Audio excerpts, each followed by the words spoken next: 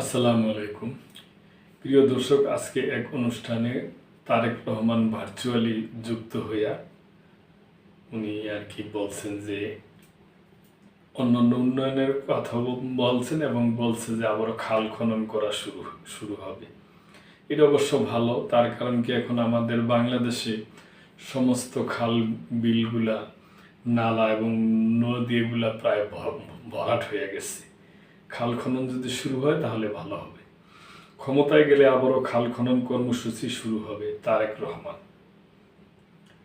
শহীদ president Ziaur Rahman যখন দেশ পরিচালনার দায়িত্বে ছিলেন তখন তিনি খাল খনন প্রকল্প করেছিলেন। আমরা সিদ্ধান্ত নিয়েছি আগামী নির্বাচনে বাংলাদেশের মানুষ বিএনপিকে আবার দেশ পরিচালনার সুযোগ দিলে এই খাল খননের কাজ আবার শুরু করবে বলে জানিয়েছেন বিএনপির ভারপ্রাপ্ত চেয়ারম্যান তারেক রহমান। এ সময় বায়ু দূষণ রোধ, পরিবেশ উন্নয়ন, বর্জ্য অপসারণ, সারা দেশে ক্রীড়া উন্নয়ন, শিক্ষা, স্বাস্থ্য, বেকারত্ব দূর, ফ্যামিলি কার্ড, ফার্মার্স কার্ড, স্বাস্থ্য কার্ড সহ বিএনপির পরিকল্পনা সমূহ বিস্তারিতভাবে ব্যাখ্যা করে নেতা কর্মীদের তা জনগণের দোরগোড়ায় পৌঁছে দেওয়ার কথা বলেন তারেক রহমান। সোমবার সন্ধ্যায় ঢাকার ফার্মগেটে কৃষিবিদ ইনস্টিটিউট মিলনায়তনে বিএনপি আয়োজিত এক অনুষ্ঠানে তারেক রহমান একথা বলেন। লন্ডন থেকে ভার্চুয়ালি যুক্ত হয়ে অনুষ্ঠানে বক্তব্য দেন তিনি। বিজয়ের মাস উপলক্ষে দেশ গড়ার পরিকল্পনা শীর্ষক এই অনুষ্ঠানে ছাত্র দলের সারা দেশের ৭৫টি ইউনিটের বিভিন্ন পর্যায়ে ১,০০০-এর বেশি নেতা অংশ নেন।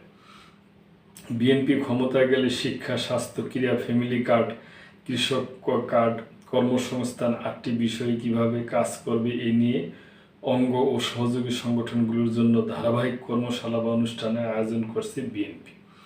এই অনুষ্ঠানে শুক্রবার বাদে ১৩ ডিসেম্বর পর্যন্ত চলবে। এতে যুবদল, স্বেচ্ছাসেবক দল, উলামা দল সহ অন্যান্য সহযোগী সংগঠন অংশ নেবে। এরপর বুদ্ধিজীবী দিবস ও বিজয় দিবসের বাইরে অন্য কোনো একটি দিনে হবে সমাপনী অনুষ্ঠান। বিএনপির ভারপ্রাপ্ত চেয়ারম্যান বলেন, আজকে আমাদের বসে থাকার সময় নেই। বিভিন্ন এলাকায় আমাদের প্রার্থী ঘোষণা করা হয়েছে। হয়তো এমনও হতে পারে আপনারা এলাকায় যে প্রার্থী ঘোষণা করা হয়েছে দলের পক্ষ থেকে হয়তো আপনি একজনকে পছন্দ করতেন, সে হয়তো পায়নি। যে পেয়েছে তার সাথে হয়ে আপনার সম্পর্ক আছে একটু কম, সেখানে প্রার্থীর জন্য কাজ করছেন না, আপনি ধানের শীষের জন্য কাজ করছেন। এখানে প্রার্থী মুখ্য নয়, এখানে মুখ্য হচ্ছে দল, এখানে মুখ্য হচ্ছে ধানের শীষ, এখানে মুখ্য হচ্ছে দেশ। মানুষ ধানের শীষের পক্ষে রায় দিলে দেশ গড়ার প্রত্যেকটা পরিকল্পনা আমরা বাস্তবায়ন করতে পারবো এবং করব। প্রার্থী নয়, ধানের শীষ মুখ্য। সংসদ নির্বাচনে প্রার্থী নয়, ধানের শীষ মুখ্য বলে দলের নেতা কর্মীদের স্মরণ করিয়ে দিলেন বিএনপির ভারপ্রাপ্ত চেয়ারম্যান তারেক রহমান। পরিকল্পনাগুলোর সঙ্গে জনগণকে সম্পৃক্ত করতে হবে। আগামী ২ মাসের কাজ হলো জনগণকে বিএনপির পরিকল্পনাগুলোর সঙ্গে সম্পৃক্ত করে তাদের সমর্থন জোগাড় করা।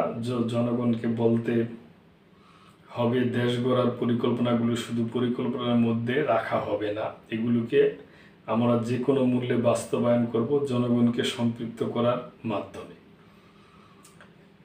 একজন ভালো আর সবাই খারাপ, আওয়ামী লীগ আমলের এই প্রচার এখনো চলছে বলে উল্লেখ করে বিএনপির ভারপ্রাপ্ত চেয়ারম্যান বলেন, এটা গণতন্ত্রের জন্য হুমকি, এটার পরিবর্তন হতে হবে।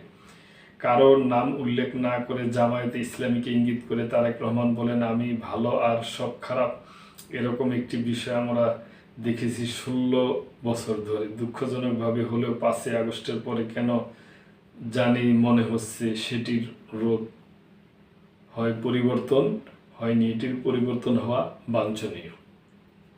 অনুষ্ঠানে আরও বক্তব্য দেন বিএনপির ভারপ্রাপ্ত চেয়ারম্যানের উপদেষ্টা মাহাদি আমিন, বিএনপির চেয়ারপারসনের পররাষ্ট্র বিষয়ক কমিটির বিশেষ সহকারী সাইমুম পারভেজ, স্থায়ী কমিটির সদস্য সালাউদ্দিন আহমেদ, ঢাকা মহানগর উত্তরের আহ্বায়ক আমিনুল হক, বগুড়ার শিবগঞ্জ উপজেলা বিএনপির সভাপতি মীর শাহে আলম প্রমুখ।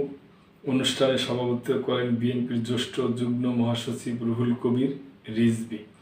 সঞ্চালনা করেন আরেক যুগ্ম মহাসচিব হাবিবুন নবী খান। তো প্রিয় দর্শক, এখন মনে করেন প্রতিটা দলেই সামনে ইলেকশন আসছে, ওনাদের কর্মসূচি দিবে এবং ওনারা কি কাজকর্ম করবে, এগুলাই করবে। এটাই আমরা চাই যে এটা প্রতিযোগিতামূলক হোক এবং যে ক্ষমতায় আসুক, জনগণ যাকেই ভোট দেব ওনারা যেন দেশের জন্য দশের জন্য কাজ করে, এটাই আমাদের আশা। প্রিয় দর্শক, এই ব্যাপারে আপনাদের কোনো সুচিন্তিত মতামত থাকলে অবশ্যই দিবেন এবং লাইক কমেন্ট শেয়ার করে এই চ্যানেলটাকে সামনের দিকে এগিয়ে নিয়ে যাবেন এবং মেম্বারশিপ নিয়ে আমাদের পাশেই থাকবেন। আল্লাহ হাফেজ।